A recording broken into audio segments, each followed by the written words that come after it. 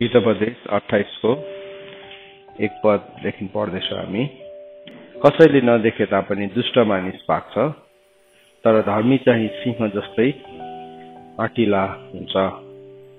रिसा मानिसको दोषबाट नै झगडा उत्पन्न हुन्छ, तर तीव्र बुद्धि भएको मानिसले त्यो मेटाउँछ। गरीबलाई उपद्रव गर्ने अत्याचारी अन्न विनाश गर्ने मुसलधारे वृष्टि जस्तै हुन्। व्यवस्थाहीन मानिसहरूले दुष्टहरूको प्रशंसा गर्छ, तर व्यवस्था मान्नेहरूले तिनीहरूको विरोध गर्छन्। हितोपदेश 28 को 1 ले यसरी भन्छ, Wicked flee when no one pursues, but the righteous are bold as lion. When a land transgresses, it has many rulers, but with a man of understanding and knowledge, its stability will long continue. A poor man oppresses the poor, is beating rain that leaves no food. Those who forsake the law praise the wicked, but those who keep the law strive against them.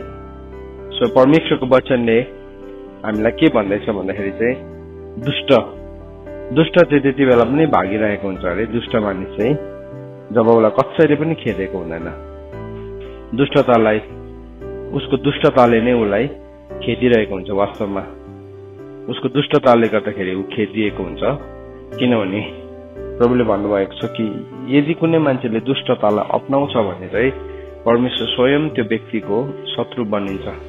किन चाहिँ दुष्ट मानिस कसैले नखेदे तापनि उसलाई कुनै पनि मान्छेले खेदेको त छैन, तर भए पनि ऊ किन लुक्दैछ, किन भाग्दैछ भन्दाखेरि चाहिँ किनभने उसको विरुद्धमा परमेश्वर खडा हुनुभएको हुन्छ।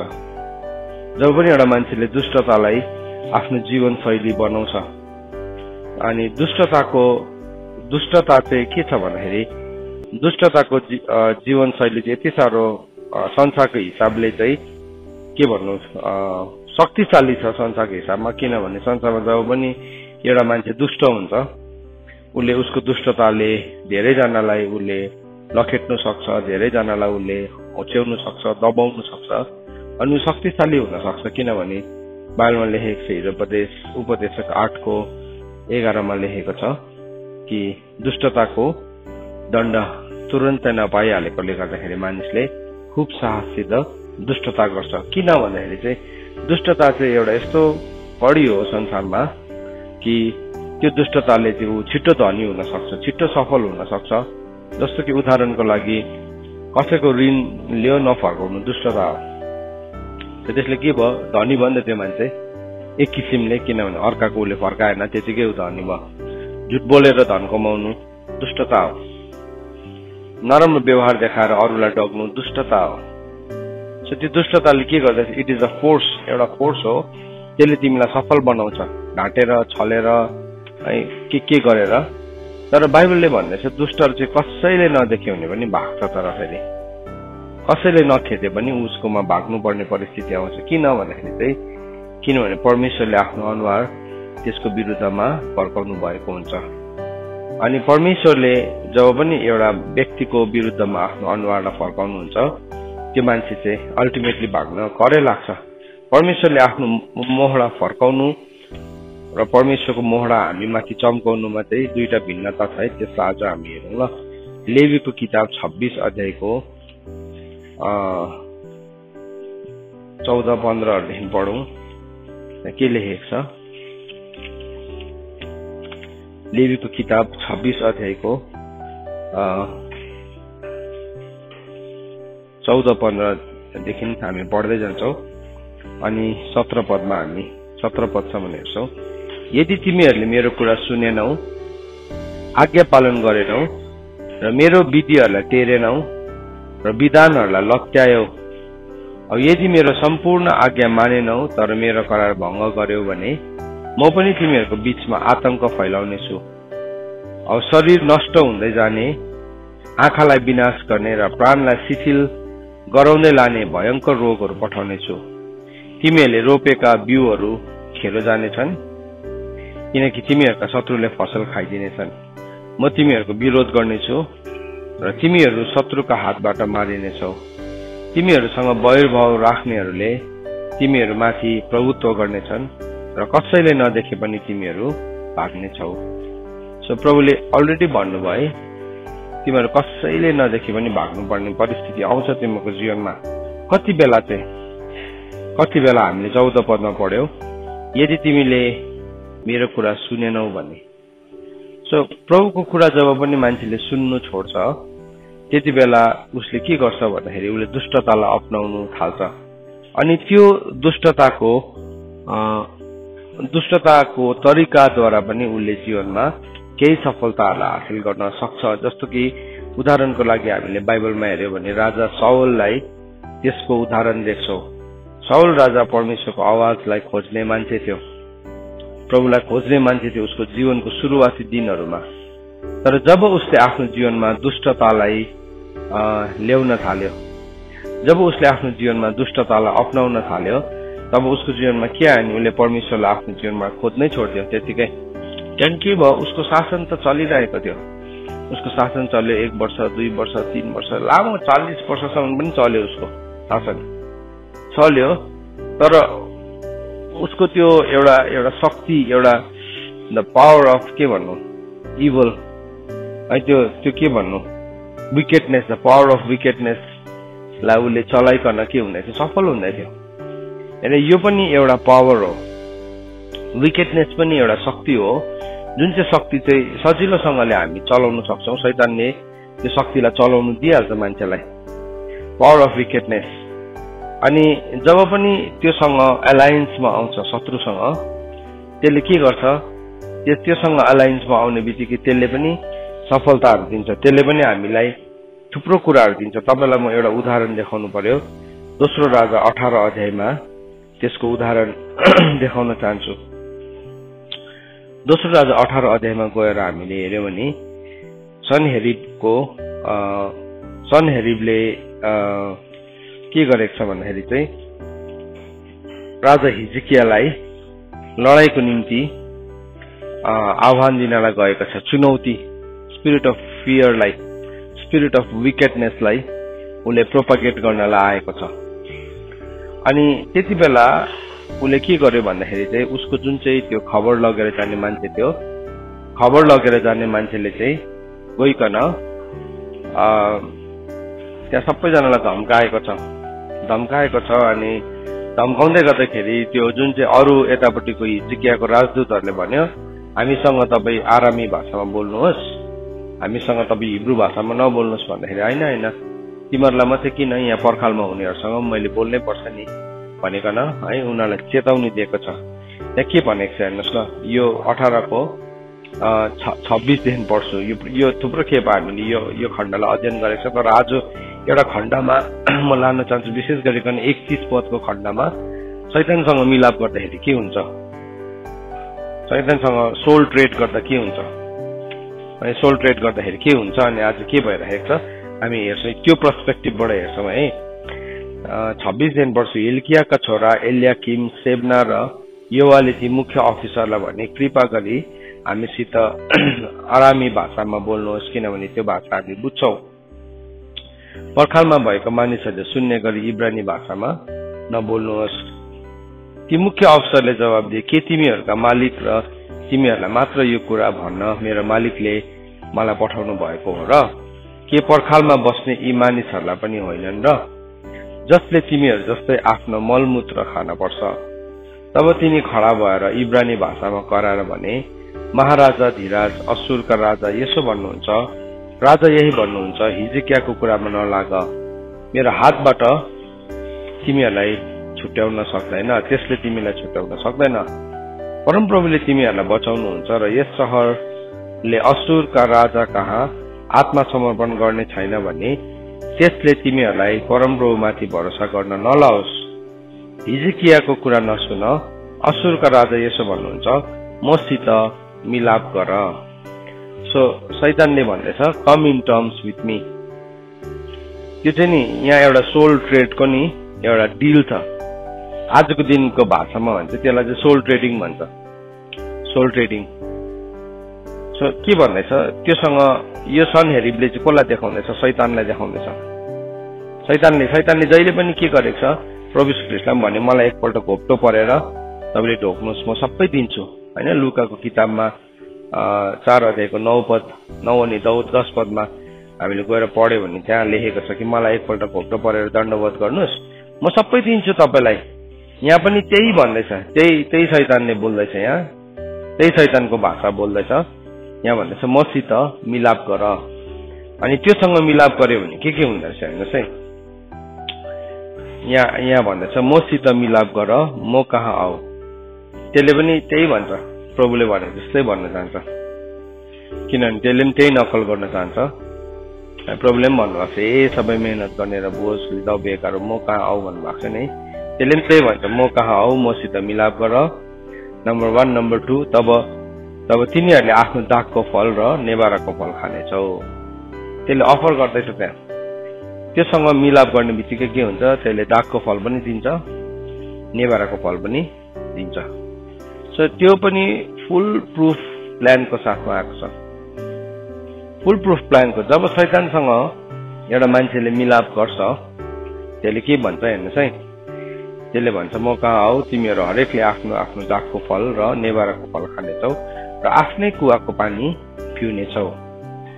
जबसम्म तिमीहरूलाई अनाज र नयाँ दागमध्ये अन्न र दागबारी भद्राक्षहरू असल तेल मह भएको देश तिमीहरूको आफ्नै देश जस्तो एउटा देशमा आएर म लाने छैन।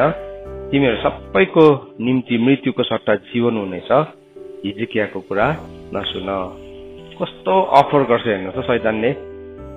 कतिवटा कुरा अफर गरेको छ यहाँ। यहीँ हेऱ्यो भने अहिले हामीसँग हेऱ्यो भने अहिले हामीले हेर्दै गर्दाखेरि दागको फल नम्बर 1, नम्बर 2 नेबाराको फल, नम्बर 3 आफ्नै कुवाको पानी हैन, नम्बर 4 अनाज, नम्बर 5 नयाँ दागमद, नम्बर 6 अन्न, नम्बर 7 दागबारी, नम्बर 8 भद्राक्षहरू, नम्बर 9 असल तेल, नम्बर 10 मह भएको देश है। त्यो कुराहरू त्यसले अफर गर्छ। यो 10 वटा कुरा त्यसले अफर गर्छ। सो जब पनि एउटा मान्छेले विकेटनेसलाई अपनाउँछ, त्यो मान्छेको जीवनमा नि यो सबै कुराहरू देखा पर्न सक्छ। त्यो देखा पर्यो भन्दैमा त्यो परमेश्वरबाट आशिष पाएको भनेर चाहिँ भन्नु चाहिँ मिल्दैन फेरि। तर कतिपल्ट चाहिँ हामी परमेश्वरको वचनलाई नजान्दाखेरि चाहिँ त्यो के भन्नु, त्यो अज्ञानतालाई हामी नजानेको कारणले गर्दाखेरि हामीले त्यो कुरालाई के गर्छौँ, हामीले पुच्छौँ। शैतानले मैले अघि लुका 4को 9 भनेपछि लुका 4को 6 अनि 7 मा प्रभु ख्रीष्टलाई नै भनेको छ। अब अरूलाई त छोडिदिनुहोस् न, परमेश्वरको पुत्रलाई नै यहाँ आएर अफर दिँदैछ। अब प्रभु ख्रीष्टलाई अफर दियो भने चाहिँ तपाईँ र म चाहिँ को हो फेरि? हामीलाई चाहिँ त्यसले अफर नदिने। त्यसले के भन्दैछ, प्रभु ख्रीष्टलाई लुकाको किताब 4 अध्यायको 5देखि हामीले पढ्यो भने यसो भनेर लेखेको छ, and the devil took him up and showed him all the kingdoms of the world in a moment of time. एकैछिनमा देखाइदियो प्रभु ख्रीष्टलाई भनेको छ। यस संसारको राज्यहरू देखाइदियो। एउटा देखाएको थिएन, किङडम्स अफ द वर्ल्ड भनेको छ। यस संसारको राज्यहरू देखाइदियो एकै in a moment of time भनेको छ, आँखाको एक निमेषमा। अनि प्रभुलाई भन्यो, and said to him, to you I will give all this authority and their glory. तपाईलाई यो संसारको सबै अख्तियार र त्यसको महिमा दिन्छु। संसारको नि अख्तियार र महिमा चाहिँ शैतानले दिन सक्छ। संसारको अख्तियार र महिमा प्रभु ख्रीष्टले के भन्नुभयो, मत्तीको किताब 28 अध्यायमा भन्नुभयो, सारा स्वर्ग र त्यसको अधिकार दिनुभएको छ भन्नुभयो। पृथ्वी संसार भन्नुभयो होइन प्रभु ख्रीष्टले। उहाँले भन्नुभयो अल हेभन एन्ड अर्थ भन्नुभएको छ।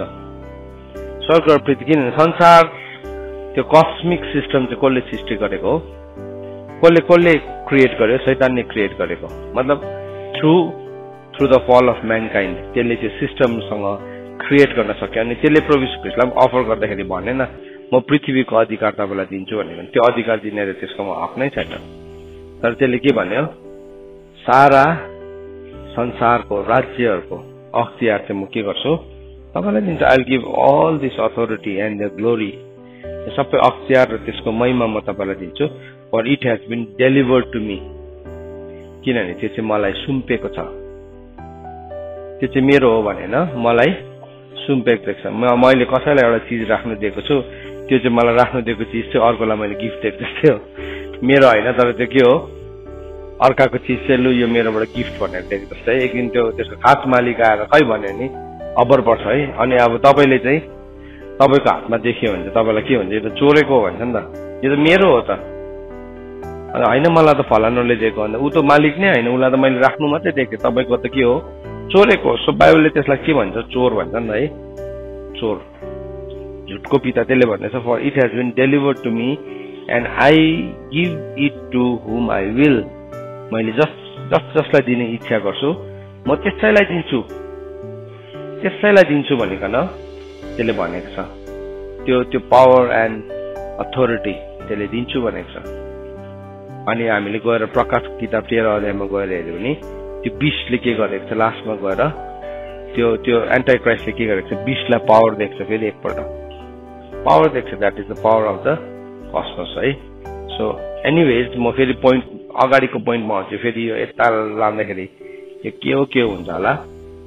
अगाडि मैले भनेको थिएँ द पावर अफ विकेडनेस, दुष्टताको एउटा ठुलो शक्ति छ। दुष्टताको शक्ति यति साह्रो ठुलो छ, त्यो शक्तिले काम गर्छ। अनि त्यो जब पनि एउटा मान्छेले ट्रेड गर्छ, सोल ट्रेडिङ गर्छ नि, एउटा मान्छेले प्राणको सौदा गर्छ। थुप्रोजना मान्छेहरूले के भन्नु, प्रभुको कुरालाई नबुझेको कारणले गर्दाखेरि, परमेश्वरको सत्यतालाई ध्यान नदिएको कारणले गर्दाखेरि, अथवा उसले नसिकाइदिएको कारणले गर्दाखेरि, अथवा सिक्ने इच्छा नगरेको कारणले गर्दाखेरि, जुनै पनि कारणले गर्दाखेरि, whatever may be the reason, मान्छेले के गरिरहेको छ, आफ्नो प्राणको सौदा गरिरहेको छ। जवान छोराछोरीहरूले प्राणको सौदा गर्दैछ। अनि त्यो सौदाको बदलामा त्यसले के दिन्छ, त्यसले यहाँ अघि जुन चाहिँ यो थियो नि राजा सनहेरिबले दिँदैछ नि, त्यो 10 वटा कुराहरू त्यसलाई अफर गर्छ। त्यो मान्छेलाई मृत्युको पीडा पनि हुँदैन भनेको छ बाइबलमा। उसलाई त आसापले भनेको छ त्यस्तोलाई त मृत्युको पीडा पनि हुँदैन रहेछ, केही पनि हुँदैन रहेछ, तिनीहरू त एकदम लह बढ्छ, स्वर्गमा बसेर बोलेको जत्तिकै बोल्ने हुन्छ भनेको छ। किन भन्दाखेरि चाहिँ, किनभने तिनीहरूलाई देयर इज नो अपोजिसन, विरोध नै छैन, तिनीहरूलाई कसैले पनि विरोध गर्दैन। तर दोस्रो तिमोथी 3 अध्यायको 12 पदले के भन्छ हामीलाई, यीशु ख्रीष्टसँग भक्तिसँग जीवन जिउनेहरू सबैजना केमा पर्छ, खेदमा पर्छ भनेको छ। हेर्नुहोस् है, जब when you walk according to the godliness of God, परमेश्वर दुष्टताको बदली है, दुष्टताको बदली तपाईँ भक्ति ईश्वरीय जीवन जिउन थाल्नुहुन्छ, तपाईँ खेदमा पर्नुहुन्छ। त्यति बेला चाहिँ खेदमा पर्नुहुन्छ। तर त्यो खेद चाहिँ तपाईँलाई कसले गर्छ, संसारले गर्छ। त्यो खेद चाहिँ तपाईँलाई शैतानले गर्छ। त्यो खेदो छ तपाईँको विरुद्धमा। एउटा ठुलो दल खडा हुन्छ, जसरी यहाँ एउटा सैन्य दल आएको छ, यति साह्रो चुनौती दिएको छ, यति साह्रो तिमीहरू केही पनि गर्नु सक्दैन भन्ने उनीहरूलाई विश्वास दिलाइदिएको छ। हेरा मचान लगाएर उनीहरूको सबै कुरा भित्र त्यो देशभित्र अनिकाल परिसकेको थियो। हिजकियाको जुन चाहिँ देश छ त्यो भित्र त अनिकाल परिसकेको थियो, किनभने बाहिरबाट शत्रुले यति साह्रो घेरेको थियो। त्यो घेरेर के गरेको थियो, भित्र त अनिकाल भइरहेको बेलामा, शिथिल भइरहेको बेलामा यति बेला चाहिँ शत्रुले आइकन अफर दिँदैछ। त्यहाँ इजरायलका बासिन्दाहरूलाई कतिजनालाई कस्तो टेम्पटिङ लाग्यो होला। त्यति नबुझ्दाखेरि चाहिँ के हुन्छ भने, धेरैजना कुरा नबुझ्दाखेरि चाहिँ त्यति बेला चाहिँ लड्छ। सो त्यसले त्यो सिस्टमलाई एउटा क्रिएट गर्छ पहिला, जहिले पनि एउटा क्राइसिसलाई है। तर प्रभुले चाहिँ हामीलाई त्यो उजाड स्थानभित्रबाट नै फेरि प्रभुको महिमा देखाउनुहुन्छ। तीभित्र नै प्रभुले एउटा ठुलो महिमा देखाउन लाग्नु भएको थियो, ठुलो महिमा। त्यो यो के गर्दैछ, यो राजा सनहेरिबले चाहिँ मानिसहरूले आइकन सरेन्डर गरोस्, त्यतिकै सरेन्डर गरोस् भनिकन बताइरहेको कोसिस गर्दै थियो। तर हिजकिया राजाले के गरे, उसले सिकाएको थियो आफ्नो मान्छेलाई, तिमीहरू चुपचाप बस्नु, केही पनि नभन्नु। अनि उसले लगिकन त्यो चिठी परमेश्वरको अगाडि लगिकन उसले बताएको छ। सो यो शत्रुले नि यो चिठी लेख्ने परम्परा चाहिँ बहुत पुरानो परम्परा हो। मैले बाइबलमा हेर्दै थिएँ, एभ्री टाइम शत्रुले केही गर्न चाहन्छ, they will write a letter. तिनीहरूले जहिले पनि चिठी लेख्छ। नहेमियाले पर्खाल बनाउँदै थियो, पर्खाल बन्द गर्नलाई के गर्यो? चिठी लेख्यो। हामानले के गर्यो? इजरायलहरू नाश गर्नुलाई चिठी लेख्यो। इजबेलले नि नाबोतलाई मार्नुको लागि के गर्यो? चिठी लेख्यो। So it's a very common pattern. यहाँ पनि के गर्दैछ? सन्याहरू ब्लिम के गर्दैछ? चिठी लेखेर पठाउँदैछ, चिठी लेखिकन पठाउँदैछ। त्यो चाहिँ के हो नि, द्याट इज द पावर। त्यसको नि त्यो एउटा बन्ड छ, त्यो विकेटनेसको नि एउटा यस्तो बन्धन छ, जुवा छ। बाइबलले के भनेको छ?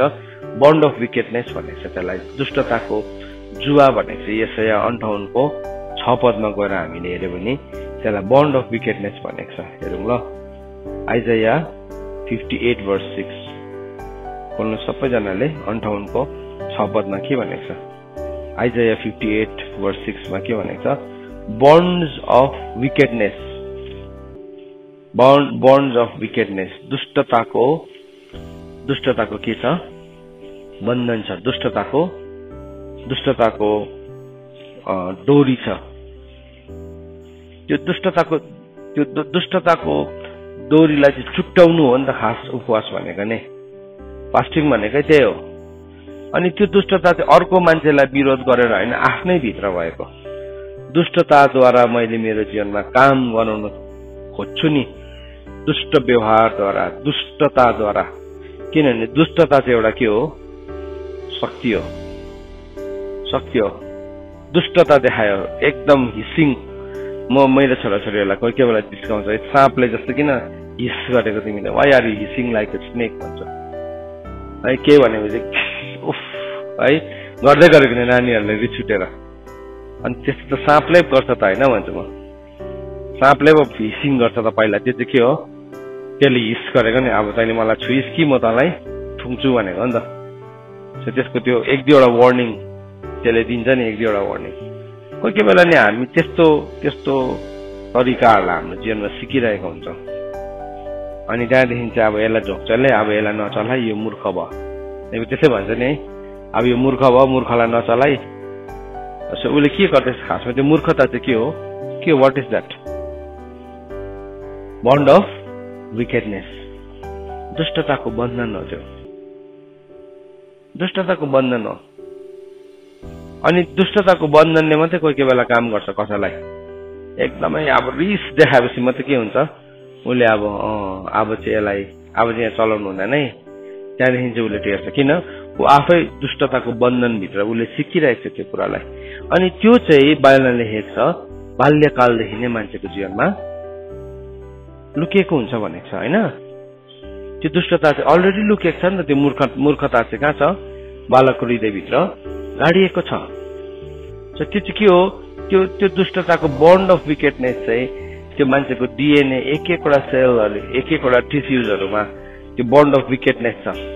सो त्यो चाहिँ मैले अर्काको छुट्याउनु भनेको होइन, मेरो आफ्नो छुट्याउनु भनेको फास्टिङ भनेको चाहिँ। फास्टिङ भनेको चाहिँ भोकै बस्नु होइन। फास्टिङ भनेको चाहिँ किन नखाएको भनेर चाहिँ उसको यति साह्रो त्यो छुट्याउनुमा व्यस्त छ, उसलाई खानुलाई फुर्सद पनि छैन। त्यो भनेको खासमा चाहिँ। किनभने हामी यता खानुमै इङ्गेज भएर कहाँ छुट्याउनु त अन्त होइन? कुन चाहिँ काम गर्नु त? सो बडो भन्दा नखाइकन भए पनि त्यसलाई चाहिँ म छुट्याउँछु है। नखाइ कतिजनाले मेरो यो काम सकिहाल्छु, दे वान्ट टु एकम्प्लिस चाहिँ भोकै बस्नुको चाहिँ, नखानुको चाहिँ त्यो मात्रै हो खास इम्प्लिकेसन चाहिँ। खास इम्प्लिकेसन चाहिँ त्यही हो। त्यसलाई हामीले जित्दैछौँ नि त, काहीँ जित्दैछौँ। त्यो के हो? दुष्टताको बन्धनलाई परमेश्वरले हाम्रो जीवनबाट फुत्किएको चाहनुहुन्छ। तर दुष्टताको एउटा शक्ति छ, देयर इज पावर अफ विकेटनेस।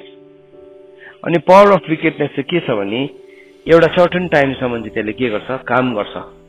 त्यो चाहिँ एकदमै छिटो पावरफुल हुन्छ। एउटा मान्छेलाई रिस उठेपछि, एउटा मान्छेलाई इखमा लागेपछि, एउटा मान्छे एककोरेपछि चाहिँ के गर्छ? उसले त्यो गरि नै थाल्छ नि त है। ढुङ्गाले हिर्काएर हुन्छ कि मुढाले हिर्काएर हुन्छ कि उतापट्टिकोलाई उसले के गर्छ? उसले जित्ति नै छाड्छ नि त। तर के छ? त्यसको कन्सिक्वेन्सेस छ नि त। फेरि त्यसको परिणाम छ।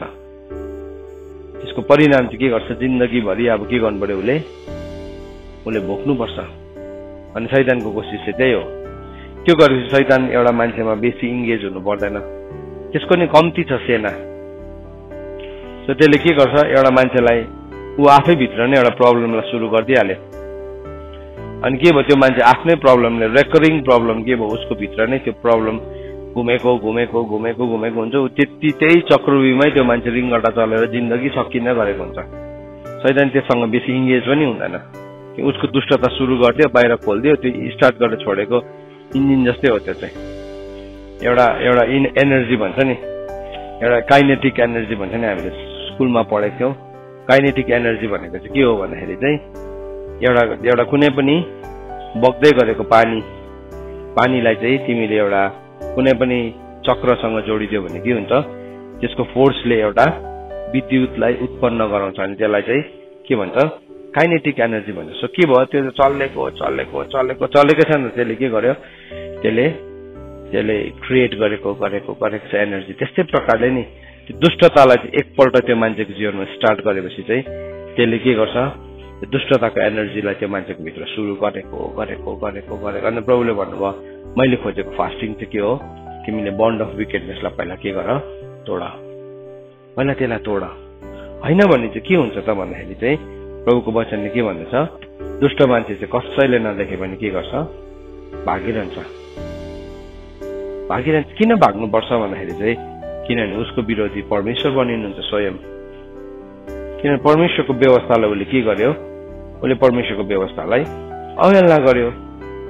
परमेश्वरको व्यवस्थालाई परमेश्वरले के गर्नुभयो भन्नुभयो, तिमीले चाहिँ मेरो आज्ञाहरूलाई, मेरो विधिहरूलाई, मैले भनेको कुरालाई तिमीले होसियारीसँग पालन गर्यो भने, लेवीको किताब 26 अध्यायको 14 अनि 15 पढ्न पढ्यो, यदि तिमीहरूले मेरो कुरा सुनेनौ, आज्ञा पालन गरेनौ र मेरा विधिहरूलाई टेरेनौ, मेरो विधानहरूलाई लत्यायौ औ यदि सम्पूर्ण आज्ञा नै मानेनौ तर मेरो करार भङ्ग गर्यो भने म पनि तिमीहरूको बीचमा आतंक फैलाउँछु। अब त्यो मान्छे के छ, आतंकित छ, टेरराइज छ, फुल अफ टेरर छ उसकोमा। किन, उसले परमेश्वरको कुरालाई नमाने कारणले गर्दाखेरि जहिले पनि आतंकित छ, जहिले पनि डराइरहेको छ, जहिले पनि अत्तालिरहेको छ। त्यहाँ भन्दैछ, म पनि तिमीहरूको बीचमा आतंक फैलाउने छु औ शरीर नष्ट हुँदै जाने, आँखालाई विनाश गर्ने र प्राणलाई शिथिल गराउने लाने भयंकर रोगहरू तिमीहरूलाई पठाउने छु। तिमीहरूले रोपेका बिउहरू खेर जानेछन्, किनकि तिमीहरूका शत्रुहरूले फसल खाइदिनेछन्। कसले खाइदिनेछ उसको जीवनको फसल? शत्रुले, शैतानले खाइदिनेछ है। अब शारीरिक रूपमा त बाहिर त एकदम लहलह छ, तर भित्रको फसल चाहिँ के छ, सबै खाइदिइसकेको छ। किनभने ऊ त के हो, वास्तवमा एउटा व्यक्ति के हो, परमेश्वरको खेत हो भनेको छ नि त, पहिलो कोरिन्थी 3:9 पद अनुसार। सो उसको जीवन रूपी खेतमा चाहिँ के उम्रिनेछ, काँडा र सिउडी मात्रै उम्रिनेछ। अलिअलि उम्रेको अन्न बाली पनि कसले खाइदिनेछ, शत्रुले खाइदिइहाल्छ। अलिअलि उम्रिनेछ, अलिअलि भलाइ थियो उसको जीवनमा, तर त्यो भलाइ पनि के हुँदैछ, सबै शत्रुले चोरेर लगिदिन्छ, सबै लगिदिन्छ। अनि यहाँ भन्दैछ, अनि उसको के हुन्छ, उसको आँखा नष्ट हुन्छ अरे फर्स्टमा है। उसको के हुन्छ, उसको आँखा विनाश, उसको आँखालाई विनाश गर्ने रोगले भेटाउँछ, उसको आइसाइट हराउँछ, अथवा उसको स्पिरिचुअल पर्सपेक्टिभ उसले देख्न छोड्छ, अन्धा हुन्छ। ऊ के सही हो के गलत हो, दाहिने र देब्रे पनि नचिन्ने हुन्छ। त्यो आइसाइट हराएपछि चाहिँ बाइबलले लेखेको छ नि, योनाको किताब 4 अध्यायमा निनवेको मानिसहरू चाहिँ कस्तो थियो भन्दाखेरि चाहिँ दाहिने हात र देब्रे हात पनि नचिन्ने थियो भनेर लेखेको छ। यति साह्रो उनीहरू पापमा ग्रसित भएको थियो। आज किन संसारले दाहिने हात र देब्रे हात नचिन्ने भइसकेको छ भन्दाखेरि चाहिँ किनभने परमेश्वरको व्यवस्थालाई, परमेश्वरको कुरालाई पालन नगरेको कारणले गर्दाखेरि के भयो, अब उनीहरूको आँखा फर्स्टमै आँखा नष्ट हुन्छ। शत्रुले चाहिँ जहिले पनि आँखालाई उकेल्छ। स्यामसनलाई जब पक्रियो के गर्यो, स्यामसनको आँखा उखाल्यो। याद राख्नुपर्छ, शत्रुले चाहिँ जहिले पनि आँखा उकाल्छ, किनभने आँखा भएको मान्छेले चाहिँ देख्छ। शत्रुले चाहिँ नि जहिले पनि एउटा मान्छेको स्पिरिचुअल आइजलाई उखालिदिन्छ। स्पिरिचुअल आइजलाई उखाल्नुको लागि चाहिँ आज के युज छ, आज मिडिया छ, फोनमै मात्रै आँखा लागिरहेको छ। अनि उसको आत्मिक आँखा चाहिँ के भयो, अब बन्द गरिदियो, उखेलिदियो शत्रुले। स्यामसन जस्तै हो त्यो। अनि आँखा उखेलेपछि चाहिँ उसले चक्की पिस्छ जिन्दगीभरि। कतिवटा देशमा नि, कजाकिस्तानहरूमा नि त्यो उनीहरूले पटरी भयंकर त्यो पटरीको भयंकर काम गर्छ उनीहरूले। अनि त्यो देशहरुमा जब त्यो काम हुन्छ नि उनीहरूले के गर्दै रहेछ भने त्यो पटरीको त्यो चक्कीलाई घुमाउनुको लागि चाहिँ उनीहरूले गधालाई चलाउँदै रहेछ, गधालाई। अनि त्यो गधालाई चाहिँ कसरी त्यो चक्की घुमाउनु लाउने हो भन्दाखेरि चाहिँ गधाको आँखालाई बन्द गरिदिँदो रहेछ। गधाको आँखामा चाहिँ यसरी पट्टी लगाइदिएपछि चाहिँ त्यो गधा चाहिँ के हुँदो रहेछ, अब म अलिकति अगाडि सर्यो भने देख्छु भनेर चाहिँ हिँडेको गर्दा चाहिँ उता चक्की घुमेको शैतानले पनि नि त्यसको चक्की नि धेरैजनालाई त्यसरी नै घुमाउनु लाउँछ। प्रभुलाई बोक्ने गधाहरू हो नि खासमा हामी, तर के भयो शैतानको चक्की पिस्ने गधा हुन्छ। उसको स्पिरिचुअल इन्साइट बन्द भयो। शैतानले चाहिँ नि जहिले पनि त्यहाँदेखि के गर्छ, शैतानको चक्की पिस्नु लाउँछ। सबै कुराहरू जान्छ त्यहाँदेखि, उसको सबै कुराहरू नाश हुँदै जान्छ, प्राण पनि शिथिल हुँदै जान्छ है। अनि उसको रोपेको बिउहरू पनि खेर जान्छ। बिउ त रोपेको हुन्छ उसले जीवनमा, थुप्रो बिउहरू के हुन्छ देख्नु र देख्दैन आफूले रोपेको बिउहरू शैतानले बट्टीलाई देख्छ। अनि प्रभुले भन्नुभएको छ म तिनीहरूको विरोध गर्छु। हेर्नुहोस् है, परमेश्वरको when you stand against the law of the Lord, परमेश्वरले विरोध गर्नुहुन्छ भने चाहिँ मान्छेले गर्छ भनेको छैन। हेर्नुहोस् यहाँ लेवीको किताब 26 अध्यायको 17 पद सबैजनाले खोलेर हेर्नुहोस् त, पढ्नुहोस् त के भनेर लेखेको छ तपाईको बाइबलमा। मार्क गर्नुहोस् यो भर्सलाई, 26 को लेवी 26 को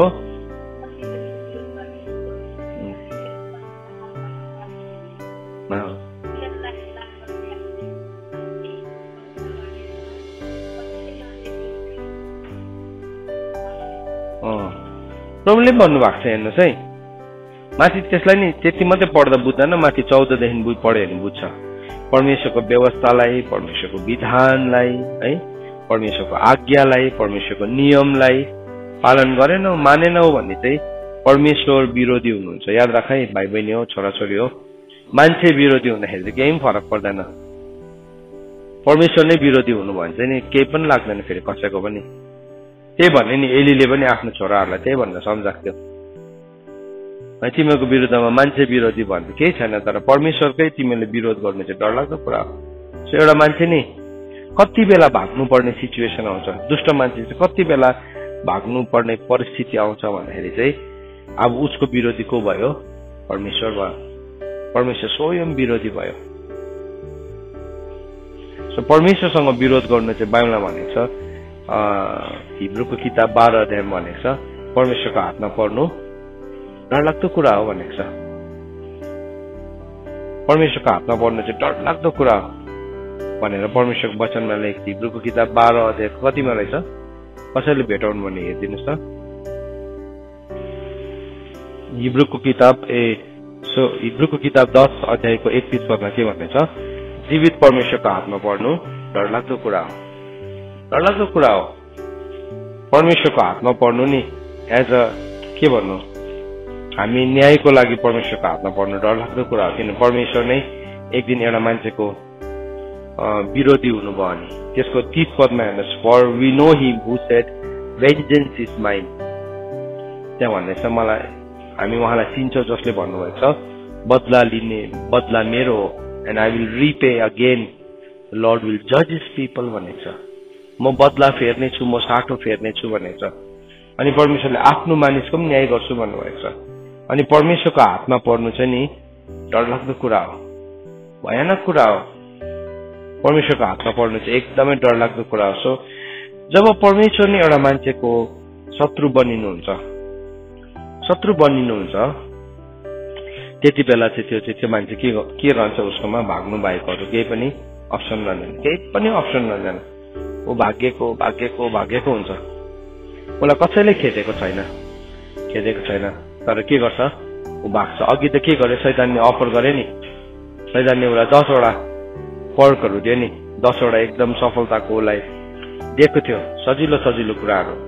तर के भयो, परमेश्वरको जब परमेश्वरले त्यो मान्छेलाई पर्खिनुहुन्छ, हरेक दुष्टले आफ्नो जीवन फर्काओस् भन्ने गर्न प्रभु पर्खिनुहुन्छ।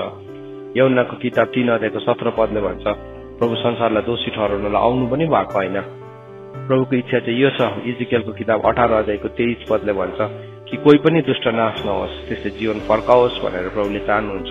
तर त्यो मान्छे दुष्टतामा रहिरहन्छ भने चाहिँ परमेश्वर उसको शत्रु बनिनुहुन्छ। तर यहाँ के भन्दैछ 28 को त्यसकै दोस्रो भागमा, तर धर्मीजनहरू चाहिँ सिंह जस्तै आँटिलो हुन्छ। But the righteous are bold as a lion. Righteous are bold as lion, है। जब हामी परमेश्वरको कुरालाई मान्छौं त्यति बेला चाहिँ हामी सिंह जस्तै आँटिलो हुन्छ। यही लेवीको किताब 26 अध्यायको 3 देखि हामीले पढ्यो भने हेर्नुहोस् के भने लेखेको छ, मेरो नियम अनुसार चलेर मेरो आज्ञाहरू तिमीहरूले पालन गर्यो भने म ठिक समयमा झरी पठाउँछु, जमिनले उब्जनी दिनेछन् र खेतीबारीका रुखहरूमा फलफूल लाग्नेछन्।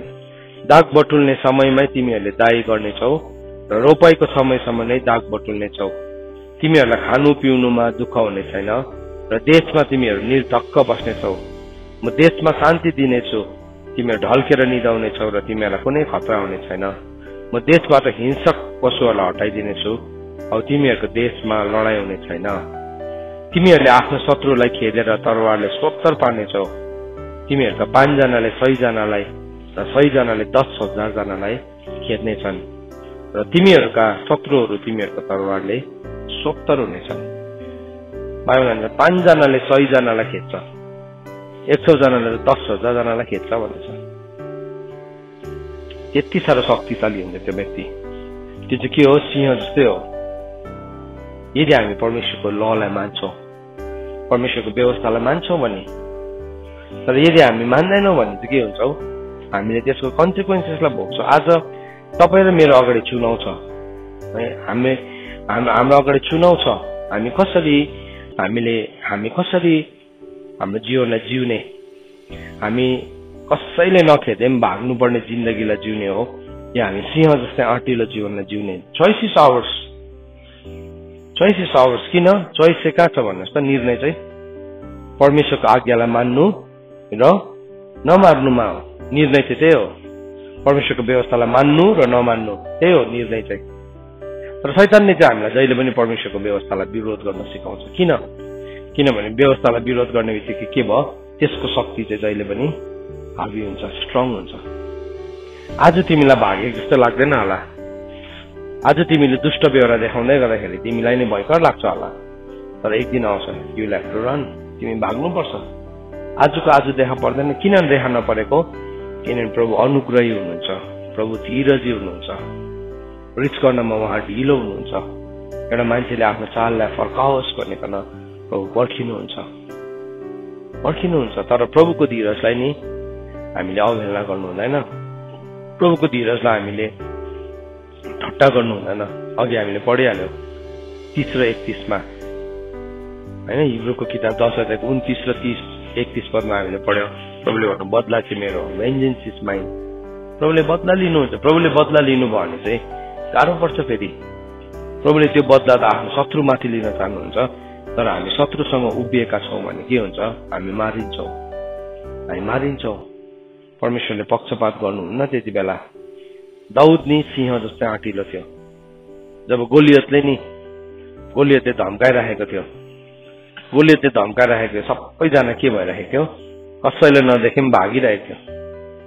त्यो त देखि पनि राखेको थियो, तर उनीहरूको कसैकोमा आँट थिएन। तर दाउदले नै पहिलो समय 17 अध्यायको 32 पदमा गएर के भनेको छ? साउललाई गएर भन्यो, तपाईको हृदय दुखित नहोस्, यो परिस्थितिलाई देखिकन म गइकन त्योसँग लड्छु। एउटा सानो केटा दाउद, ऊ सिंह जस्तै आँटिलो थियो। किन भन्दाखेरि चाहिँ किनभने उनले परमेश्वरको व्यवस्थालाई मानेको थियो। सो आज हाम्रो जीवनमा डरमा हामी बाँचिरहेका छौं, शंकामा बाँचिरहेका छौं भने चाहिँ हामीले याद राख्नुपर्छ, हामीले परमेश्वरको कुरालाई मानिरहेका छैनौं, परमेश्वरको ललाई मानिरहेका छैनौं, परमेश्वरले दिनुभएको कमान्डमेन्टलाई फलो गरेको छैनौं, परमेश्वरको स्ट्याच्युट्सहरूलाई फलो गरेको छैनौं। तर यदि हामीले परमेश्वरको आज्ञालाई मान्छौं, परमेश्वरको व्यवस्थालाई मान्छौं भने चाहिँ बाइबलले भन्छ तिमीहरूको 1 जनाले 100 जनालाई, 5 जनाले 100 जनालाई र 100 जनाले 10,000 जनालाई तिमीले हराउँछौ। सो परमेश्वरको अगाडि त्यो थोरै संख्याले पनि के गर्छ? प्रभुले ठूलो काम गर्न सक्नुहुन्छ। जसरी एउटा दाउदले आइकन त्यो गोलियत अनि त्यसको सेनालाई जित्यो, त्यस्तै प्रकारले परमेश्वरले पनि हामीलाई जित्न दिनुहुन्छ। सो आजको बिहानी घडी हामीले परमेश्वरको वचन नै सिकेका छौँ।